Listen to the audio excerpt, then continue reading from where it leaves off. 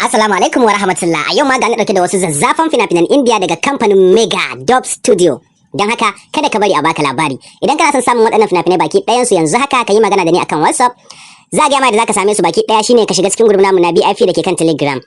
Amma shiga wannan group din ba kyauta bane, ana biyan kuɗi ne kafin shigansa. Amma kuɗi ne ba masu yawa, da zaran ka biya kuɗin ka aka saka ka a cikin wannan tsari na fina-finan Indian Hausa, to kai ma sai dai ka dinga tura ma wani, ba dai ka je neman India ba. Kana daki kwance duk wasu fina-finai da za su fita, sannan kuma dilin da za su fita ana watsa su za ka gansu da ka shiga group din kawai, sai dai wanda ya maka ka dangwala ka saukar a wayanka ko kuma ka dangwala ka kallata. Dan haka kada ka bari a baka labari, faka ka dauki wannan number da kake gani ka yi magana kan WhatsApp, za a ga maka kuɗin da ake biya. Da zaran ka biya kuɗin ka ni kuma zan saka ka a cikin wannan tsari na fina-finan Indian Hausa da ke kan Telegram BIP group namu kenan.